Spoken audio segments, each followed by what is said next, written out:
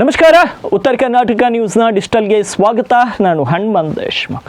Online betting platform ಮೂಲಕ ಅಕ್ರಮ ಹಣ ವರ್ಗಾವಣೆಯಾಗಿರುವಂಥ ಆರೋಪಕ್ಕೆ ಸಂಬಂಧಿಸಿದಂತೆ ಸಮನ್ಸ್ ಜಾರಿಯಾದ ಹಿನ್ನೆಲೆ ನಟ ಪ್ರಕಾಶ್ ರಾಜ್ ಅವರು ಇಂದು ಇಡಿ ಮುಂದೆ ಹಾಜರಾದರು.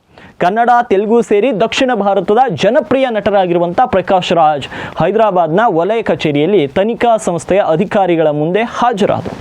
ಪ್ರಕಾಶ್ ರಾಜ್ ಸೇರಿದಂತೆ ಟಾಲಿವುಡ್ ನಟರಾದ ರಾಣಾ ದಗ್ಗುಬಟ್ಟಿ, ವಿಜಯ್ ದೇವರಕೊಂಡ, ಲಕ್ಷ್ಮಿ ಮಂಚುಗೆ ಕೂಡ ಇಡಿ ಸಮನ್ಸ್ ಜಾರಿ ಮಾಡಿದೆ.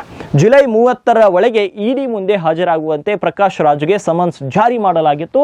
ಹಾಗೆ ನಟ ವಿಜಯ್ ದೇವರಕೊಂಡಗೆ ಆಗಸ್ಟ್ 6ರೊಳಗೆ ಮತ್ತು ಆಗಸ್ಟ್ 13ಕ್ಕೆ ಮುನ್ನ ಲಕ್ಷ್ಮಿ ಮಂಚುಗೆ ಇಡಿ ಮುಂದೆ ವಿಚಾರಣೆಗೆ ಹಾಜರಾಗುವಂತೆ ಸೂಚಿಸಲಾಗಿದೆ. ಬಳಕೆದಾರರನ್ನ ವಂಚಿಸುವ ಮತ್ತು ಜೂಜಾಟಗಳ ಮೂಲಕ ಕೋಟಿಗಟ್ಟಲೆ ಹಣವನ್ನು ಅಕ್ರಮವಾಗಿ ವರ್ಗಾಯಿಸುವ ಬೆಟ್ಟಿಂಗ್ ಅಪ್ಲಿಕೇಶನ್ಗಳಲ್ಲಿ ನಟರು ಪ್ರಚಾರ ಕಾರ್ಯದಲ್ಲಿ ಭಾಗಿಯಾಗಿದ್ದರು.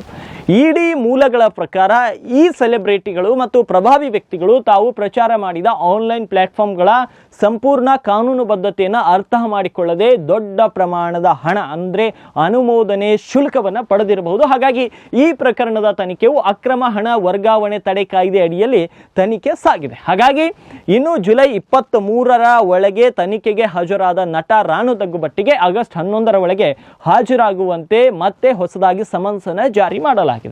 ವಿಚಾರಣೆಗೆ ಹಾಜರಾದ ಸೆಲೆಬ್ರಿಟಿಗಳ ಹೇಳಿಕೆಗಳನ್ನು BMLA ಕಾಯ್ದೆ ಅಡಿಯಲ್ಲಿ ದಾಖಲಿಸಲಾಗ್ತಾ ಇದೆ. ಈ ನಟರು ಮತ್ತು ಇತರ ಹಲವಾರು ಸೆಲೆಬ್ರಿಟಿಗಳು ಮತ್ತು ಸಾಮಾಜಿಕ ಮಾಧ್ಯಮಗಳ ಪ್ರಭಾವಿಗಳ ವಿರುದ್ಧ 5 ರಾಜ್ಯಗಳ ಪೊಲೀಸರು FIRಗಳ ಆಧಾರದ ಮೇಲೆ ಇಡಿ ಪ್ರಕರಣವನ್ನು ದಾಖಲಿಸಿಕೊಂಡಿದೆ. ಇನ್ನು ಮೂಲಗಳ ಪ್ರಕಾರ ಇದರ ಪ್ರಚಾರದಲ್ಲಿ ಭಾಗಿಯಾದ ಕೆಲವು ಪ್ರಭಾವಿಗಳು ಈ ಆ್ಯಪ್ ಕಾರ್ಯಾಚರಣೆ ಬಗ್ಗೆ ಮಾಹಿತಿಯನ್ನೇ ಹೊಂದಿರಲಿಲ್ಲ.